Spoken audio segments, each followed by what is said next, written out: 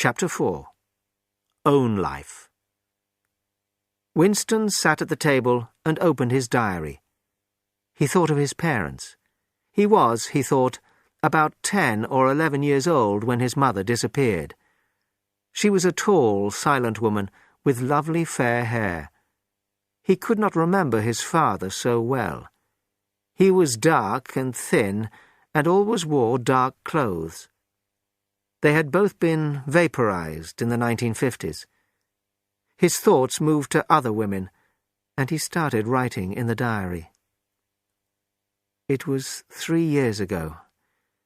It was on a dark evening, in a narrow side street near one of the big railway stations. She had a young face with thick makeup. I liked the makeup. The whiteness and the bright red lips. No woman in the party wore makeup. There was nobody else in the street and no telescreens. She said $2. It was too difficult to continue. Winston wanted to hit his head against the wall, to kick the table over and throw the diary through the window, anything to stop the memory of that night. It was, of course, illegal to pay a woman for sex, but the punishment was about 5 years in a work camp, not death. The party knew it happened. Some prole women sold themselves for a bottle of gin, and the party didn't worry much about that. The party wanted to stop love and pleasure in sex, not sex itself. A request to marry would be refused if a man and a woman found each other attractive. Sex, to the party, was only necessary to make children. He thought of Catherine, his wife. Winston had been married. He was probably still married. If his wife was dead, nobody had told him. They had lived together for about 15 months, 9, 10, 11 years ago. Catherine was a tall, fair-haired girl who moved well. She had an interesting face, until you found out that there was almost nothing behind it. She believed everything the party said.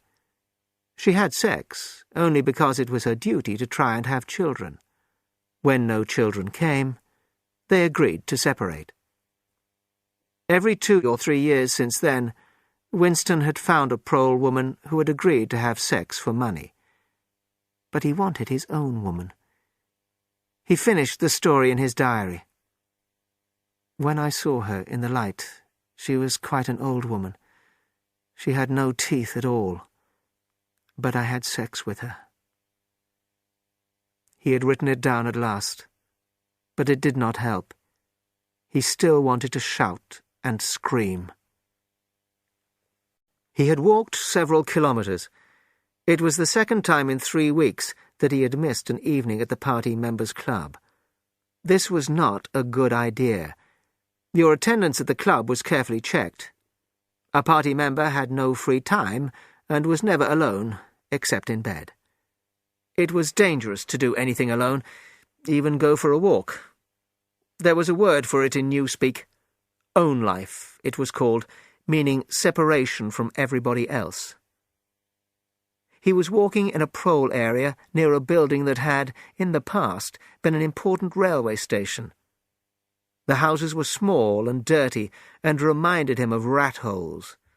There were hundreds of people in the streets, pretty young girls, young men chasing the girls, fat old women, the pretty girls in 10 years' time.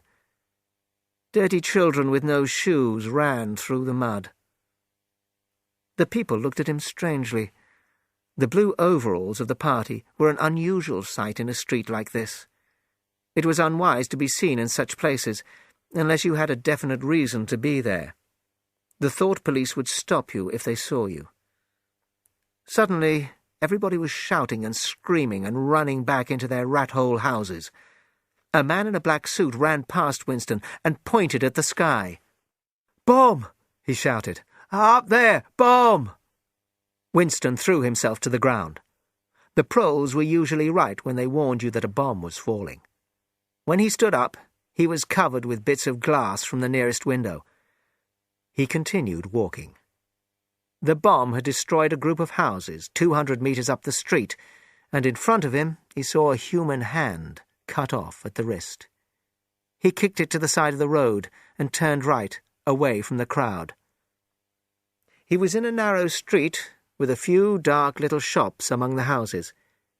He seemed to know the place. Of course. He was standing outside the shop where he had bought the diary. He was afraid, suddenly. He had been mad to buy the diary, and he had promised himself he would never come near this place again. But he noticed that the shop was still open, although it was nearly 21 hours. He would be safer inside than standing there doing nothing outside, so he went in.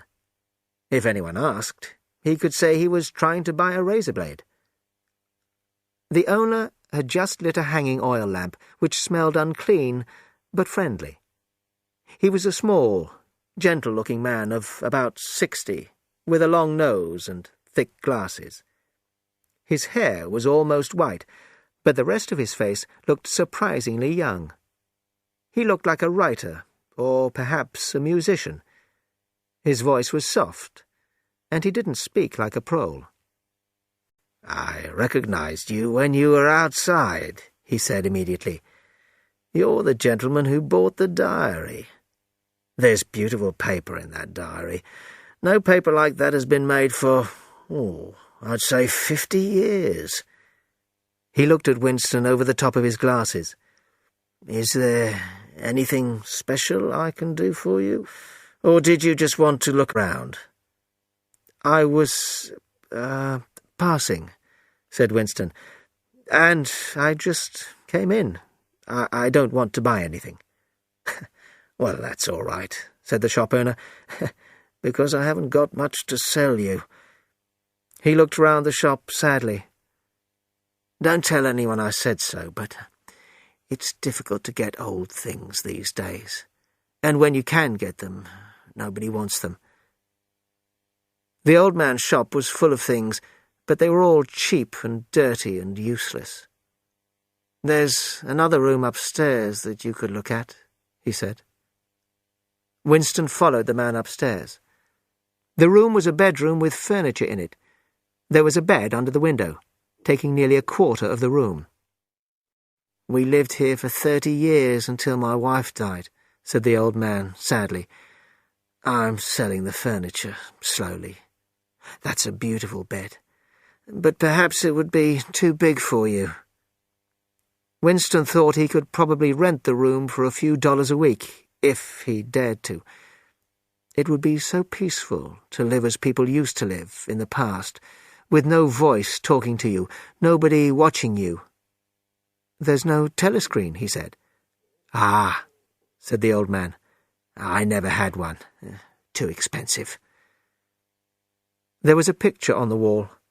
It showed a London church that used to be famous in the days when churches were famous and people still went to them.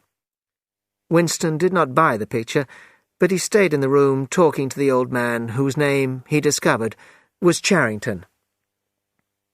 Even when he left, he was still thinking about renting the room.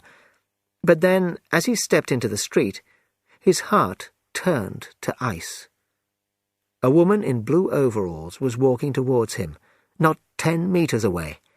It was the girl with dark hair, the one in the Young People's League. The girl must be following him. Even if she was not in the Thought Police, she must be a spy. The Thought Police would come for him one night. They always came at night, and they always caught you. And before they killed you, before you asked them on your knees to forgive you for your thought crime, there would be a lot of pain.